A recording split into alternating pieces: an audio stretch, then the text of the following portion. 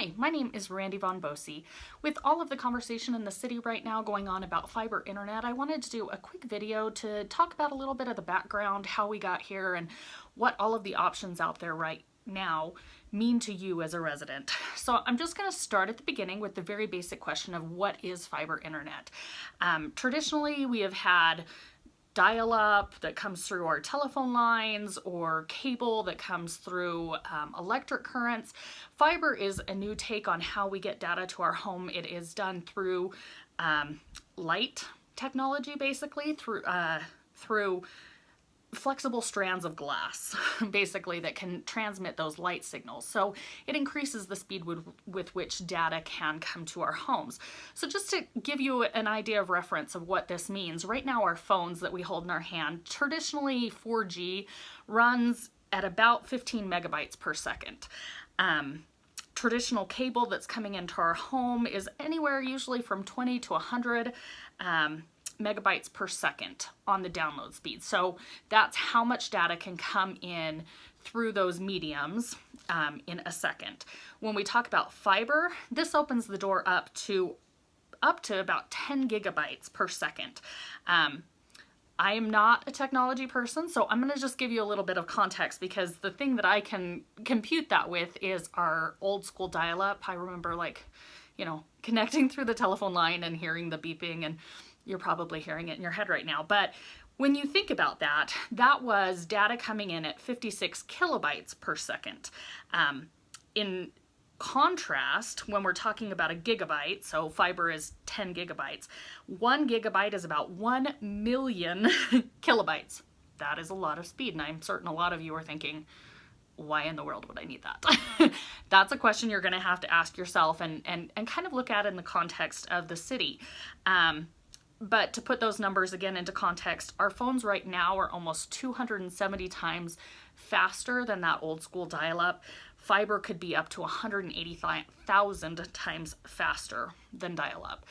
There's been a lot of talk about 5G being the next technology that comes out. They're projecting 5G speeds will be at about 300 megabytes per second. So still significantly faster than dial-up, but not quite to the speeds that we're talking about with fiber. So the historical background on this discussion, you may not be aware, the city actually first had fiber come into the city back in 2005. That was just to connect the 5 city buildings that are down in the downtown area of Kaysville. So we actually had fiber internet here in the city back in 2005. And it really didn't become much more of a discussion until 2017.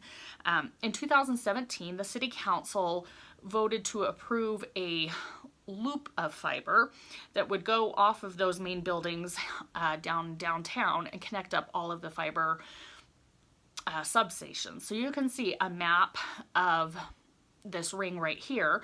To install this around the city cost about $430,000, and that was installed over the last year. You've probably noticed some telecommunication construction going on, and that was to put this ring into the city. Kind of around the same time, Utopia came and petitioned the City Council in August of 2017 to allow them to connect in residents who are along their main trunk lines. Because Utopia has services in Layton and Centerville, they actually have a trunk line that runs through Kaysville currently. And they've had residents approach them and say, hey, can we get fiber internet? And Utopia up to that point was not able to allow them to, just because of our agreements here in the city. We did not allow them to lay any additional fiber lines. So the city in August of 2017 approved allowing Utopia to run minor lines off of their main trunk lines to anybody who is in close proximity to those main lines. But again, it still wasn't a fiber discussion for the whole city, but it did start a discussion at that point of people who were saying, well, why don't we have fiber? Because of this interest, the City Council began looking into it. They sent out a very informal survey through a company we have a contract with called Qualtrics. You may have seen that if you have signed up for city alerts or emails. They sent that out through the texting and emailing alert system saying, hey, here's this survey. We're just wondering if people are interested in more data speeds or data options here in Kaysville. That was a very informal survey. A lot of people have questioned it because there was no way for it to be unbiased or random. But that did come back with a lot of support for the idea of increasing internet speeds here in the city. So the city, in response to that, formed the Technical Advisory Committee. That committee was formed in September of 2017. So that committee began doing research. They sent out another informal survey, getting a little more specific on fiber, and also did some formal surveys. Now, this whole committee was not formed of people who were in favor of the idea. And if you have more questions about that, I would suggest reaching out to Brett Tarbox. He was one of the ones who went into it thinking, we don't need more speed. This is not something the city needs to invest in. But as the committee went through this process of looking at the benefits and looking at what the residents wanted, they realized that Kaysville was really in a unique position. And by that I mean that, first off, we had people who were interested, and we live in a state where we can still look at doing a city utility like this. A lot of states have either made laws for or against it, and Utah is not one of those states. Additionally, we have our own power company here in Kaysville. So whereas fiber would have to be laid in a lot of the same trenches as the power strung on the same lines, us owning our own power company allows us to do that without having to get permits every time we want to dig or hang a line. And so it makes us in a good position for this, as well as honestly having a really good credit rating. Kaysville is highly regarded as far as our debt limits are concerned, and so it is a bond that we could take out to lay the infrastructure. So the committee became convinced that this was a good direction for the city to go. And they realized that they could save, or we as a city could save the residents money if, instead of contracting with a company like Utopia, where they come in and lay the lines, if we laid them ourselves. And what that does is it means that as citizens, we take out the loan basically to lay the fiber. It's projected right now to be about $16 million to do that. Obviously, there'll be interest on top of that, and there could be overages. So the Fiber Committee is estimating on the high end that that cost of that project would be about $25 million. But what would happen with that is we would take out a 30-year bond, and after that is paid off, we no longer have to pay for that infrastructure. Whereas if we went through an outside company, as long as we were utilizing that infrastructure, we would be paying them a fee. And so this allows us to own the infrastructure and to have more control over it. And the Technical Advisory Committee felt like this was a good idea. That all kind of brings us to the beginning of this year. So in the beginning of 2019, actually probably around March, the City Council had their first budget retreat to discuss the budget for the coming year. And in that meeting, for the first time, the City Council kind of talked about this idea a little bit more in depth of if this was feasible, if this was something we wanted to move forward with. At that time, Mayor Witt suggested that she would like to see this, if we move forward with a fiber utility, go on the ballot as a decision the citizens would make. Councilmember Garn was very opposed to that idea. He felt like it needed to be a council decision, which is in their purview.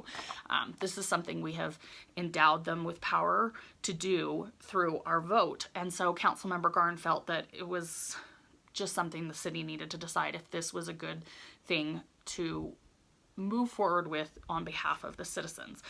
There was a lot of discussion over that over the coming months, and in addition to that, as the council got more into this idea of having our own utility, and the Technical Advisory Committee, they were having neighborhood meetings, there was opposition that began forming to this idea of the government even, or our city government even, looking at this option, whether it's something they have a place in doing or whether that should be left to private enterprise.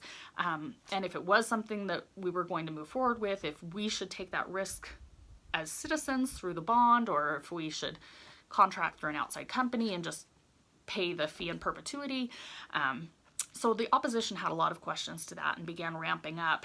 And the Technical Advisory Committee was trying to be responsive to all of those concerns. So during this period between about March and June, you will see that the structure of what was being presented changed a little bit. It went from a we'll survey everyone and see who wants to do it and move forward, possibly at higher rates, to everybody will opt in and that will lower the risk. And the fee structure changed a little bit, but then there was a lot of information out there for people to weed through. The Technical Advisory Committee through this process was looking at all of the different implications, and in June they presented to the City Council kind of their initial report. And what they said at that time was that they felt like this was critical infrastructure, meaning that this was something that was okay to make a utility for all of the citizens because it would be benefiting the entire city. The council, over the next couple meetings, discussed this more, and the conclusion they came to was that they agreed with that finding, that this was critical infrastructure and that they were not going to put this on the ballot, but they were going to move forward with it as a council. That was a dramatic shift at that point, and that ramped up opposition quite a bit.